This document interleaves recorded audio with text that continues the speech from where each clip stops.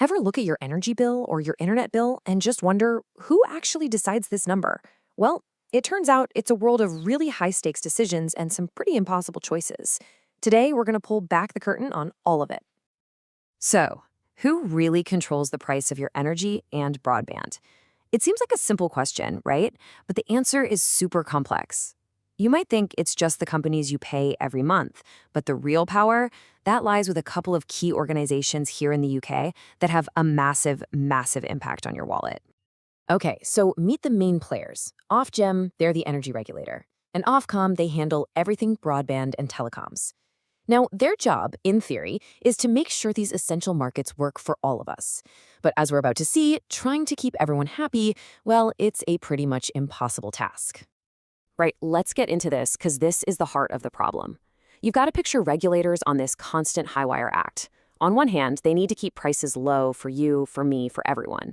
But at the exact same time, they have to make sure that companies providing the power and internet are actually financially healthy enough to stay in business.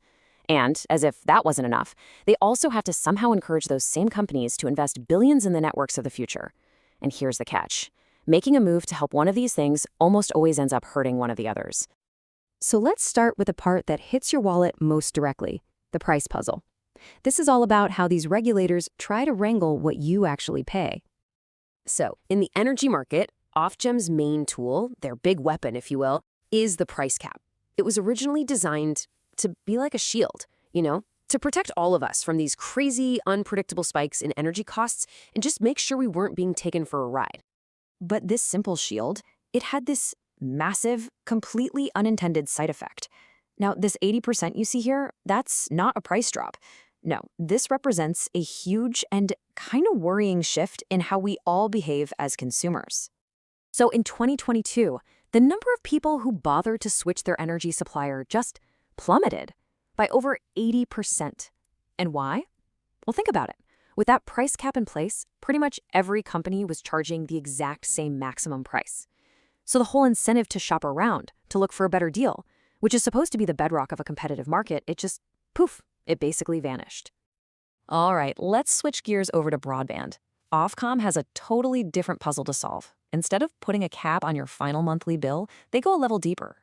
They focus on controlling the wholesale prices. That's what companies like Sky or TalkTalk have to pay to use the underlying physical network. And to do that, Ofcom is juggling these three big economic ideas. First, they want prices to actually reflect the real costs. Second, they want companies to be super efficient, not wasteful. And third, and this is the really crucial one, they have to make sure there's still a big enough incentive out there for companies to invest in the next generation of full fiber networks. It's, another really tricky balancing act.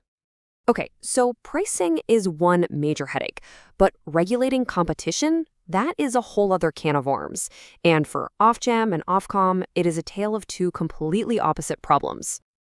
Let's start with energy. For years, Ofgem's whole strategy was pretty simple. More companies equals more competition, which has to be better, right? So they made it really easy for new suppliers to pop up. But this number shows the shocking, kind of catastrophic downside to that plan. 29 energy suppliers went bust in 2021 alone. The real problem was that the bar to get into the market had been set way too low.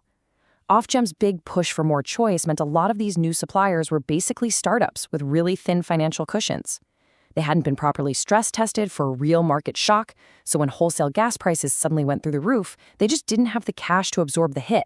They collapsed, and it left customers and the whole market in absolute chaos. Meanwhile, over in the broadband world, the problem isn't having too many weak players. It's the complete opposite. It's how you manage one incredibly powerful one, Openreach. That's the company that owns and runs almost all of the physical cables and wires that make up the UK's network. So Ofcom's main strategy to try and create some competition has been this policy called unbundling. What it basically means is they forced Openreach to sell wholesale access to its network to all of its rivals. This is the whole reason you can get your broadband from a company like Sky or Vodafone, even though they don't actually own the physical cables running into your house.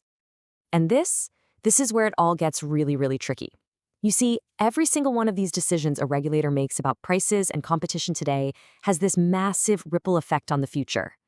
Are the rules they're making right now paving the way for the amazing next-gen energy and broadband we need? Or are they actually holding us back?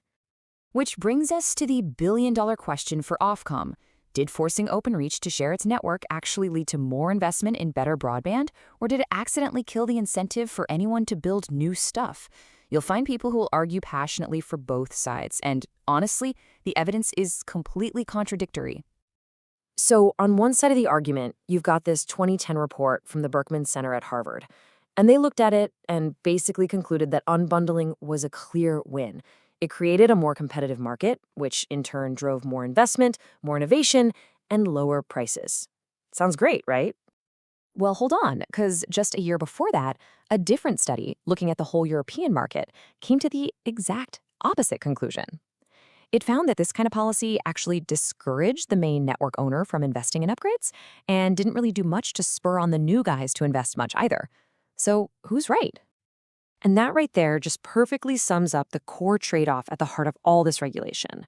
I mean, if you're Ofcom and you push those wholesale prices way down to make broadband cheaper for everyone today, you run the very real risk of making it completely unprofitable for Openreach, or anyone else for that matter, to spend the billions of pounds needed to roll out the incredible full fiber networks we're all going to depend on tomorrow.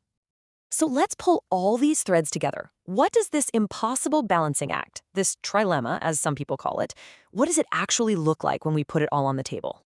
When you lay it all out like this, you can really see the parallels. Look at pricing. Ofgem caps the final price you pay. Ofcom controls the wholesale price. Competition. Ofgem is trying to stop another mass collapse of companies, while Ofcom is trying to tame one giant. And then investment. Both are desperately trying to write rules that encourage companies to build the infrastructure of the future, whether that's a stable energy grid or a brand new fiber network. And what becomes crystal clear when you look at all this is that regulation isn't about finding some single perfect solution. Because a perfect solution just doesn't exist. Every single choice is a trade-off. Lower prices today might mean less investment for tomorrow. More competition might mean less stability. There are no easy answers. And that leaves us with one last, really crucial question to think about. If there's no perfect answer, if you can't have it all, what should we, and what should our regulators, value the most? Is it getting the absolute lowest price possible on your bill today? Or is it about creating the most robust, the most innovative, and the most competitive market for the long haul? The answer isn't simple, and it's a choice that ultimately affects every single one of us.